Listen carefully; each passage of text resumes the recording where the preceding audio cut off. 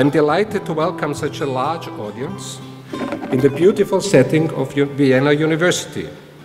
The impressive turnout shows best how important the topic is. It is a great honor for us to welcome today the European Union Commissioner for International Cooperation, Humanitarian Aid and Crisis Response, Commissioner Kristalina Georgieva. Heartily welcome.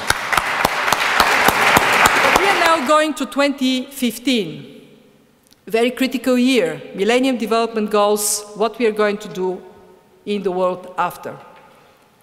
Well, I for one believe that nothing short of eradicating poverty and hunger is a goal worth pursuing within a generation. But I also know that we can only achieve this goal if all people, men and women, are able to contribute. And for that, achieving gender equality is absolutely paramount for success in a world that would be a better place for our children.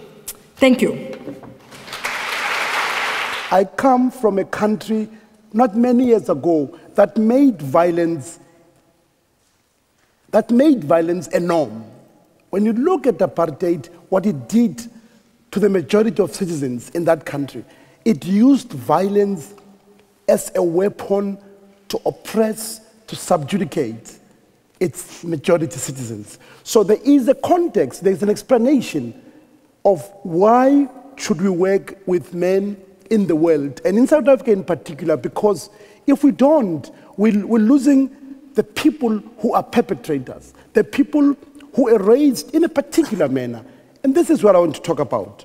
You see, colleagues, this morning, unless all of us, and I'm excited that we have men in this room, unless all of us as men in this room, and I'm saying throughout the world, unless we begin to challenge patriarchy, unless we begin to challenge the privilege of our maleness. You see, the oppression of women, it's not accidental. It has its genesis, it has its roots as to how, and I want to emphasize, how all of us in this room were raised. I think, sadly, that the evidence is that despite much money and many resources, we still have a long way to go in the humanitarian sector. So why is this the case? I think partly the answer is that actually we don't know how well we are doing, because the reality is that sex and age disaggregated data is, although it's increasingly being collected by agencies, we still haven't taken the necessary next step, which is to use it to really inform our program decisions and for that information to lead to appropriate action.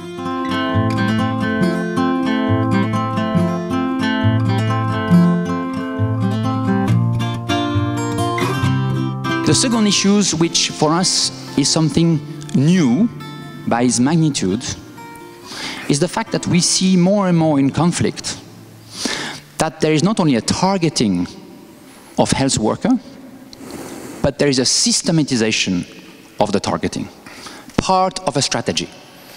So if you want to put pressure, if you want to terrorize the other or your population, you start to put pressure on doctors, hospital, you arrest them immediately. And we've seen that in several contexts over time. We knew that, but the systematization is a surprise for us. And we need to grasp it.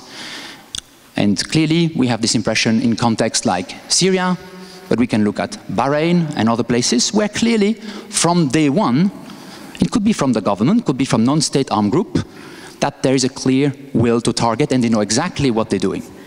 The one thing that within a healthcare system I particularly find challenging and engaging with the healthcare system which responds in conflict situations is where does gender-based violence, responding to issues of gender-based violence, responding to sexual reproductive health concerns within the context where your basic services are not being met.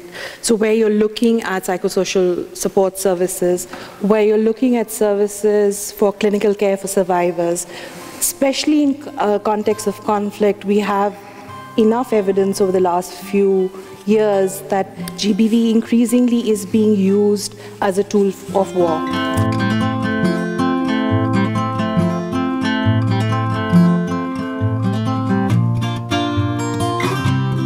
Yeah, I think women are more vulnerable, especially when they are alone without any support, and special consideration should be given to them as because they can't also find their way easily in a foreign country or in a difficult situation.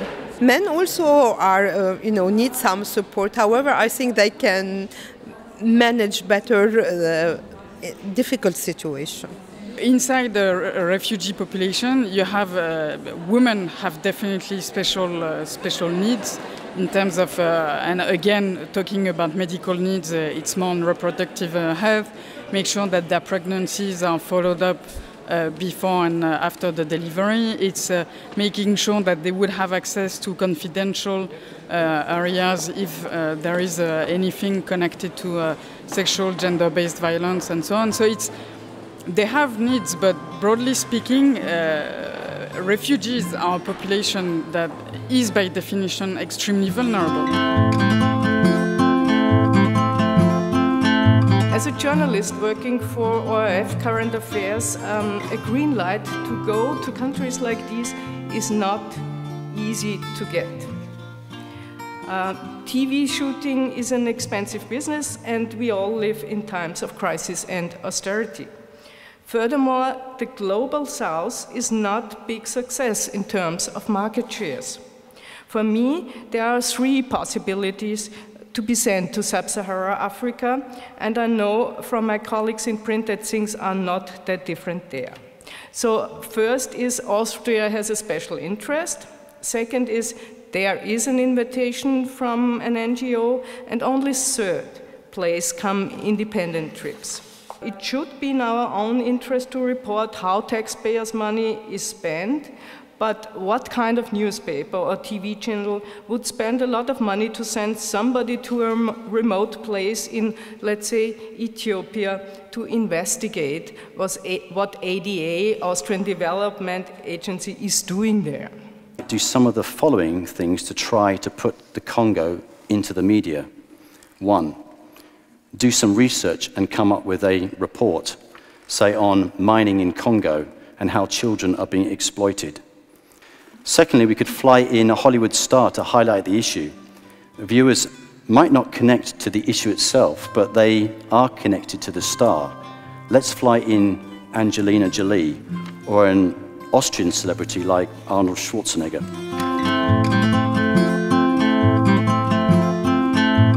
I mean, there are some areas where you can sense there is real change in terms of how people perceive disability and how they deal, and they are supporting disability in terms of provision of access and entitlement. But especially in rural areas, in the Palestinian camps, in communities where they are not fortunate to be even accessing basic rights themselves, the rights of persons with disabilities are much more marginalized, and they are in a much more chronic situations. So I wouldn't even address equally the situation of people with disabilities back home, as it is same treatment, same entitlement.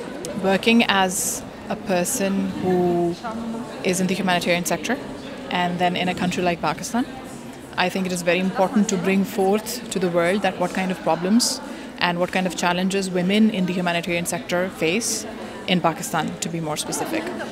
There's an understanding that, yes, maybe the people of Pakistan are not very open towards women, which is true, but I wanted to come to this particular occasion to highlight that how women working in the humanitarian sector face problems much more than any other working woman would face over there, due to certain reasons. There are a lot of reasons which I'm going to talk about when I start with my panel.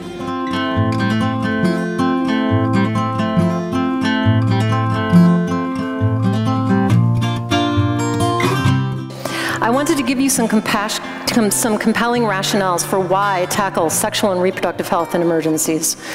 The words sex, sexuality, conception, and pregnancy should be concepts connected to joy, consensual pleasure, intimacy, and even celebration. But since we're talking about doing work in acute emergencies in a way where gender matters, we need to look first at the burden of poor and good sexual and reproductive health that falls on women's shoulders. Let's face it, during a crisis, people are having sex. Women still get pregnant, women still give birth. I definitely think that reproductive health need to be on the front line in emergency crisis, and but for that we had to prove it.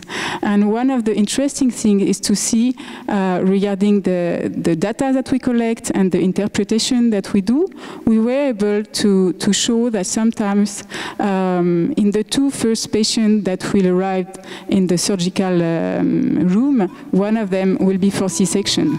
So I think it's the women themselves who are the best advocacy person to say that we need to focus on that.